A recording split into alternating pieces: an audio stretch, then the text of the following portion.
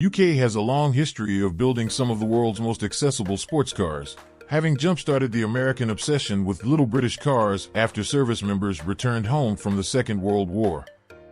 The resulting influx of roadsters and coupes helped push Detroit to build models like the Chevrolet Corvette and the Ford Thunderbird, but it also laid the groundwork for success for brands like Jaguar, Aston Martin and MG. Here are 9 British sports cars that deserve a second look. AC Ace. Hailing from the very beginning of the British sports car invasion of America, the AC Ace rarely gets to play the lead role in the telling of its own story. That's because the Ace's lightweight platform and roadster body shell were appropriated by one Carroll Shelby to use as the delivery device for the high-horsepower V8 engines in what became known as the AC Cobra.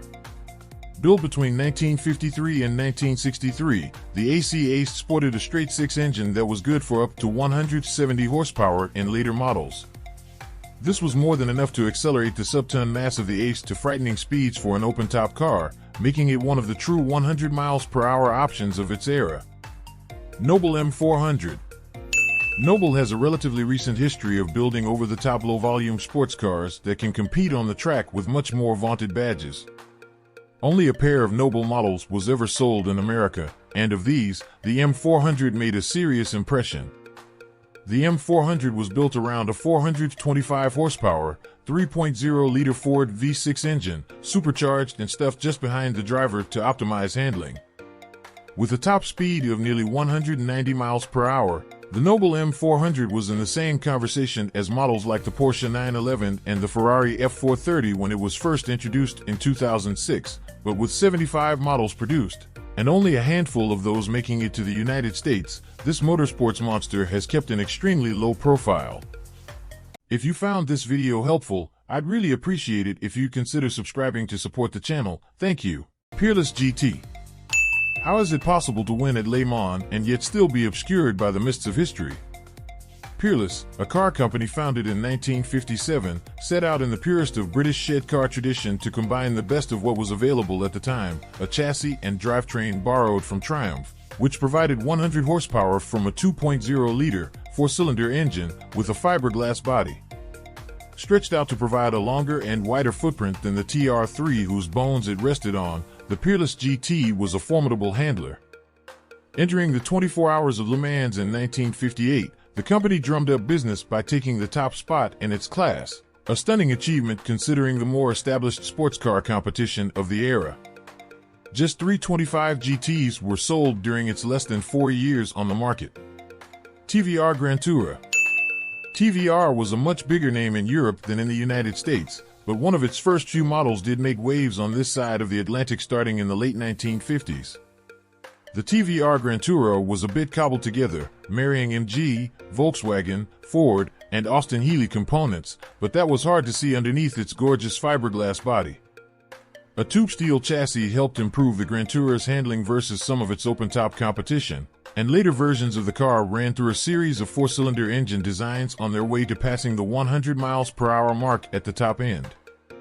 The Grantura was built until the end of the 1960s, and some of the American editions were imported separately and sold under the Jomar brand. Ultima Evo. Ultima has been building hair-raising sports cars since the early 1980s, and while its primary focus has been outside of the American market, it managed to do an end run around import regulations by selling vehicles like the Evo as a kit that could be assembled by owners once it arrived on their shores. The Evo, also known as the Evolution, has a more direct tie to the United States in the form of its powertrain, which consists of 3 different versions of the GM LS V8. In its most potent form, the mid-engine Evo can push out 1,020 horsepower from a supercharged 6.8-liter unit. Despite its track-only looks, the Evolution is surprisingly street-legal and has been on sale since 2015. Lotus Europa S. You might not be familiar with Lotus' attempt to build a more comfortable sports car based on the popular Elise platform because, strangely, it never made it stateside. The Lotus Europa S revived a long-dormant name for the brand and punched out the pint-sized proportions of its platform mates to make it easier to get into and out of and more useful for hauling luggage on a weekend getaway. Designed to appeal to grand touring customers, the 2006 to 2010 Europa S nevertheless maintained a Miata-like curb weight of just over 2,000 pounds, and it featured a turbocharged 4-cylinder engine that produced 200 horsepower. Strangely, the closest America ever got to the Europa S was the Dodge Circuit, a concept EV built on the same chassis that swapped in a single electric motor that seriously upped its straight-line speed compared to the gas-powered Lotus model. Lotus Carlton. 1990s performance sedan fans were thrilled for the battle between the BMW E30 M3 and the Mercedes-Benz 190e Evo, but just as potent was a Vauxhall four-door that got the full Lotus tuning treatment. The Lotus Carlton and its Opel-sourced Omega twin provided a terrifying 377 horsepower from a punched-out 3.6-liter straight-six engine, paired with a 6-speed transmission that could trace its roots all the way to Detroit, where it was originally found in the C4 Corvette. Fewer than 1,000 examples were ever built. Bristol Fighter. A half-American monster hailing from the British Isles, the Bristol Fighter went all in on overkill with its Viper-sourced V10 drivetrain. Stuffed into a space frame and wrapped in exotic materials like Kevlar and carbon fiber, the Fighter was available with either a 525 horsepower or a 628 horsepower tune for the big Dodge 10-cylinder.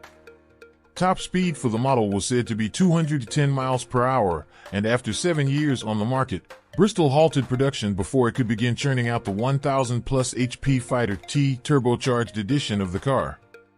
TVR Sagaris. The more modern the world became, the more resolutely TVR stuck to its roots. The stunningly aggressive TVR Sagaris coupe is a perfect example. Featuring a transparent spoiler, so as not to block the view through its rearview mirror, and lacking niceties such as anti-lock brakes, electronic stability and traction control, or airbags, the Sagaris is unforgiving for novice drivers unable to tame the 400 horsepower produced by its standard speed 6 inline 6-cylinder engine. At the same time, the two-door TVR, built for the 2005 and 2006 model years, also modernized the brand's road feel, stability, and comfort to the point where it was more accessible outside of a track environment. Thank you for your attention and have a nice day.